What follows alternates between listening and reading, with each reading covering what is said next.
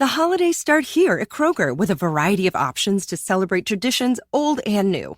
You could do a classic herb-roasted turkey or spice it up and make turkey tacos. Serve up a go-to shrimp cocktail or use Simple Truth wild-caught shrimp for your first Cajun risotto. Make creamy mac and cheese or a spinach artichoke fondue from our selection of Murray's cheese. No matter how you shop, Kroger has all the freshest ingredients to embrace all your holiday traditions. Kroger, fresh for everyone.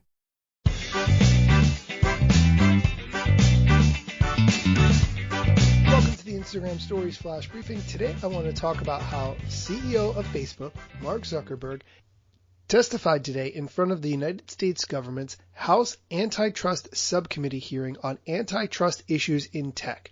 I'm still digesting all the information that's come out of this, but there's one particular clip of a representative interviewing Mark Zuckerberg. It's a little bit long, but I think this clip is extremely powerful. The issue, in case you're not familiar, is whether or not Facebook was creating anti-competitive practices by buying competitors or by threatening to make rival products to destroy their competitors. Here's the clip. Do you copy your competitors? Congresswoman, we've certainly adapted features that others have led in, as have others copied and adapted features that I'm not concerned about others. I'm just asking you, Mr. Zuckerberg, since March of 2012, after that email conversation, how many competitors did Facebook end up copying? Congresswoman, I can't give you a number of companies. Is it less than 5? Congresswoman, I don't know. Less than 50? Any estimates? Your team was making a plan. How did it play out? Congresswoman, I'm not sure I agree with the premise here. Our job is to make sure that we build the best services for people to connect with all the people they care about. And a lot of that is done by innovating and by building new things that are leading the way internally. Thank you, Mr. Zuckerberg. Let me go on. Has Facebook ever threatened to clone the products of another company while also attempting to acquire that company? Congresswoman, not that I recall. And I'd like to just remind you that you are under oath, and there are quotes from Facebook's own documents. Prior to acquiring Instagram, Facebook began developing a similar product called Facebook Camera, correct? Congresswoman, that's correct. I've said multiple times that we were competing in the space of building mobile cameras with Instagram. That's what they did at the time. Their competitive set was companies like what we were building with Facebook Camera and ViscoCam and PicPlease. Thank you, Mr. Zuckerberg. Did you ever use this very similar Facebook Camera product to threaten Instagram's founder, Kevin Systrom? Congresswoman, I'm not sure what you would mean by threaten. I think it was public that we were building a camera app at the time. That was a well-documented thing. Let me tell you that, in a chat, you told Mr. Systrom that Facebook was, quote, developing our own photo strategy, so how we engage now will also determine how much we're partners versus competitors down the line. Instagram's founder seemed to think that was a threat. He confided in an investor at the time that he feared you would go into, quote, destroy mode if he didn't sell Instagram to you. So let's just recap. Facebook cloned a popular product, approached the company you identified as a competitive threat, and told them that if they didn't let you buy them up, there would be consequences. Were there any other companies that you used the same tactic with while attempting to buy them?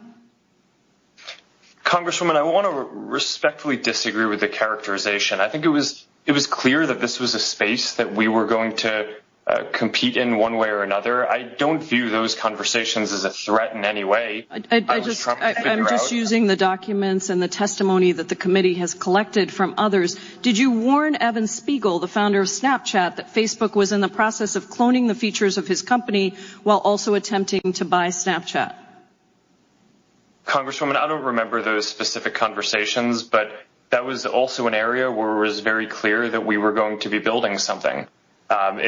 People want to be able to communicate privately. They want to be able to communicate with all their friends at once.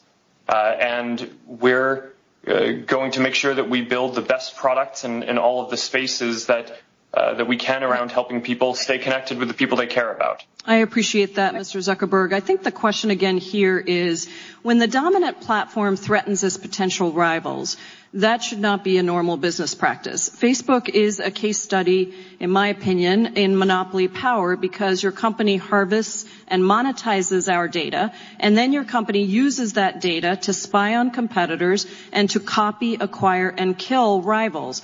You've used Facebook's power to threaten smaller competitors and to ensure that you always get your way. These tactics reinforce Facebook's dominance, which you then use in increasingly destructive ways. So Facebook's very model makes it impossible for new companies to flourish separately, and that harms our democracy, it harms mom-and-pop businesses, and it harms consumers. Mr. Chairman, I yield back. I love this clip because everything she says is accurate. Think about the last time you saw an app that was designed to compete with Instagram. Chances are it didn't catch on at all because there already are monopolies in place.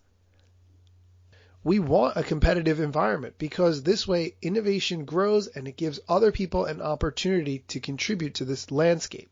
If you're unfamiliar with the story of how Facebook acquired Instagram, I definitely recommend the book No Filter, The Inside Story of Instagram. I had the author Sarah Fryer on my podcast when the book launched. I definitely recommend not only the podcast episode, but also the book for all of the details about this acquisition that you are unaware of.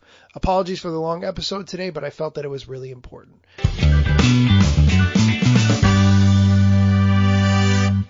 We take for granted the fact that when a competitor to Instagram rises up like TikTok, that Instagram will just incorporate those features because it's part of our daily life. But honestly, that wasn't always the case in how innovation worked.